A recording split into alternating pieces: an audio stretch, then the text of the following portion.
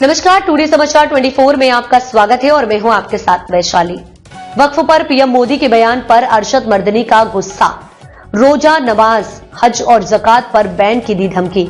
Patna Jamiat Ulema-e Hind am के अध्यक्ष मौलाना अरशद मदनी ने प्रधानमंत्री मोदी के उस बयान पर गहरी नाराजगी जताई है जिसमें पीएम मोदी ने कहा था कि वक्फ कानून संविधान में कोई जगह नहीं रखता। रविवार 24 नवंबर 2024 को पटना में आयोजित संविधान बचाओ और राष्ट्रीय एकता सम्मेलन में मदनी ने कहा कि कल प्रधानमंत्री मोदी ये भी कह सकते हैं कि रोजा, नमाज, हज और ज़कात का संविधान में कोई जिक्र नहीं है, इसलिए इन पर भी बैन लगा देना चाहिए। मौलाना अरशद मदनी ने प्रधानमंत्री मोदी के बयान पर आश्चर्य व्यक्त करते हुए कहा, हमें इस तरह के कमजोर बयान की उम्मीद नहीं थी। अगर प्रधानमंत्री को इसके बारे में कुछ भी पता नहीं था तो उन्हें संविधान की जानकारी लेनी चाहिए।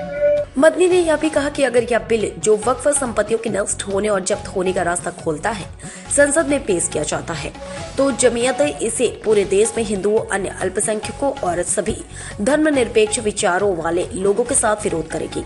उन्होंने कहा कि मुसलमान किसी भी नुकसान को सह सकते हैं लेकिन शरीयत में किसी भी हस्तक्षेप को सह नहीं कर सकते। मौलाना अरशद मदनी ने प्रधानमंत्री से यह भी कहा कि वक्फ इस्लाम का अभिन्न हिस्सा है और यह हदीस में उल्लेखित है जो हमारे पैगंबर द्वारा कहे गए शब्द है।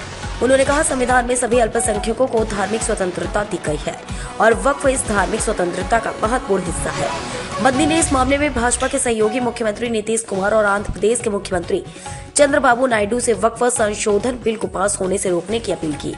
उन्होंने कहा कि अगर यह बिल पास होता है तो यह मुसलमानों के लिए छुरा घोंपने जैसा होगा। यह दोहरी राजनीति अब नहीं चल सकती जहां आप हमारा वोट लेते हैं और सत्ता में आने के बाद उसी वोट का इस्तेमाल हमारे खिलाफ करते हैं।